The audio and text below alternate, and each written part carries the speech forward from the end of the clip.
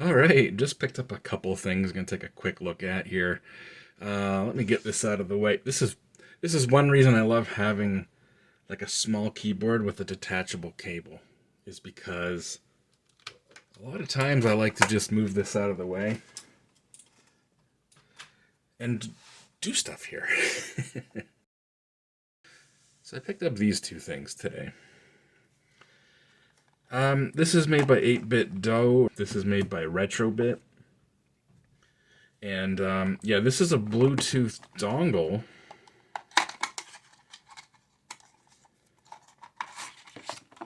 for a real Super Nintendo.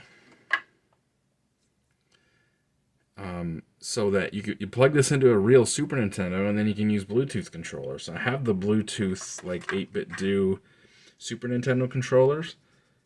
So yeah, in theory, I can use those with a real Super Nintendo. And this was 29 bucks Canadian. I think that's an okay price, especially because this store doesn't charge tax. The tax is included in their price, which is not normal in Canada. In fact, that pretty much never happens in Canada. Typically in Canada, anything you see in a retail store, you have to add the 14% sales tax to that price. That's always how it is. This store's a bit of an exception. So this store, they just include the tax in the price for whatever reason. So, normally there would be 14% sales tax on top of that. So in Canada, I think this is like an okay deal, $29 for this thing. And I've never seen one in person, so it's kind of like a bit of an impulse thing maybe. But again, hopefully it will come in handy in the future. And same with this, I saw this on the shelf. It wasn't ideally what I thought it was from a distance. It was like way behind the counter. There's a big gap between where the employees are and where you are, and this was behind them. So like from a distance, I could tell this was the Retrobit. Geez, I was holding that way off camera, as if you could see that. From a distance, I could tell that this was the Retrobit wireless Sega Genesis 6-button controller. How well, there is not the 6-button controller. Apparently, it's the 8-button controller. It's got L and R triggers, apparently.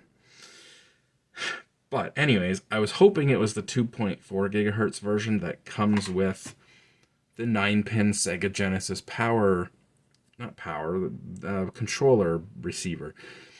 So it would look like this, but be for the Sega Genesis, and it wouldn't be Bluetooth. It would be 2.4 gigahertz because it's just paired with the Retrobit controller.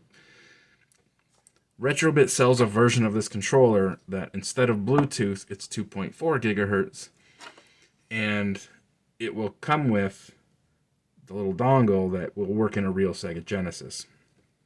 Okay, so this one wasn't what I was hoping it was. It's the Bluetooth version.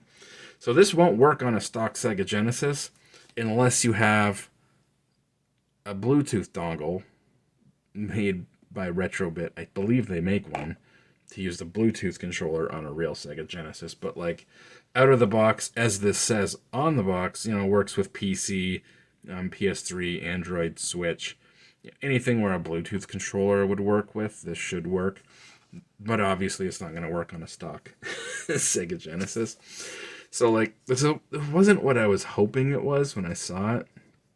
But, like, once he grabbed it and I had it in my hand, again, a bit of an impulse buy. Again, but hopefully comes in handy in the future. Now, I could use this on PC. I could also use this on my Retro Pi 3B Plus thingy that I've shown. It looks like a little Sega Genesis, and technically that has Bluetooth, and this should work with that. So I can definitely use it for that, but I would like to ultimately be able to use it on a real Sega Genesis.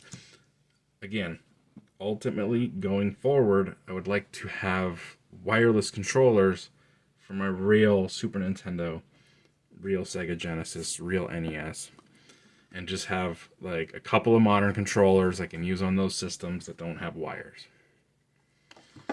But for now, can't do that with this unless I can find like the Bluetooth dongle for a real Sega Genesis. But anyways, these are made by Retrobit. They're officially licensed.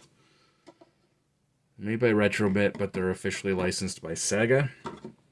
And so yeah, these already have a really good reputation. I have the wired version of this, and these feel really good.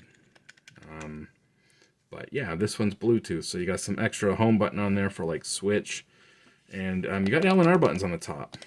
So yeah, you could use this because you like the 6-button, face buttons for fighting games, but then you still have L and R if you're playing, 16-bit racing games, and you want to have your shift up and shift down, or in Star Fox to roll. So it kind of could come in handy for a lot of things. And again, if you can use it on a PC or a Switch or whatever, again, anything with Bluetooth realistically is probably going to work on. It looks like it's just got a built-in rechargeable battery and charges with a micro USB. Unfortunately, not a Type-C. My 8-bit do Super Nintendo style controllers, those do charge with the Type-C, so would have been nice if this also charged with the Type-C, but it doesn't. Anyways, yeah, I guess that's it. Couple little things, both kind of like an impulse buy. But once I saw them, the prices were decent. I think this was $39, and again, that includes tax, which off the top of my head is decent because I think these are like $39 on Amazon, Canada. Canadian, Amazon.ca, plus tax. So yeah, I would have paid tax. So the fact that 14% tax is built in kind of makes this cheaper than even if I just bought it off Amazon. So yeah, wasn't like a steal, but it was a decent deal, and I saw it, and yeah, okay. Ultimately, this might come in handy, and this can definitely come in handy now. So. Let's test them.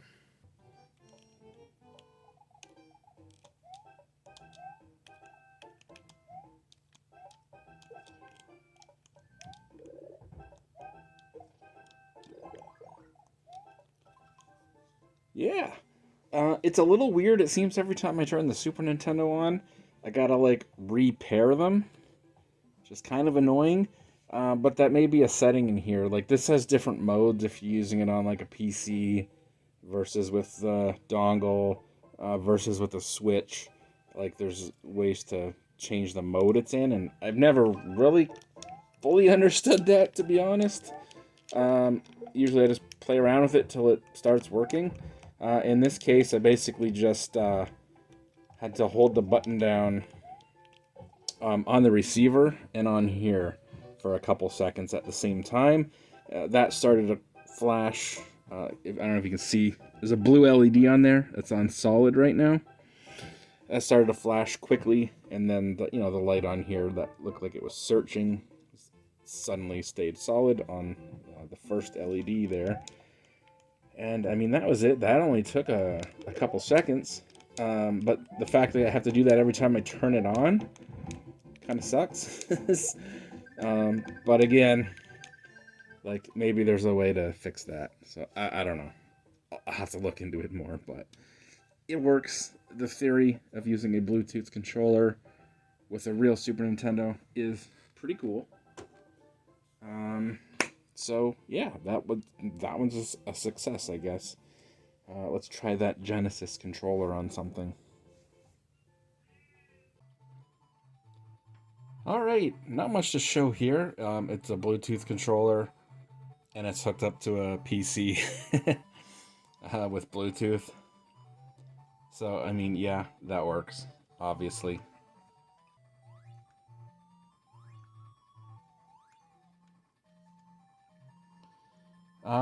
Things of note, I guess, it has vibration, which kind of surprised me, I guess.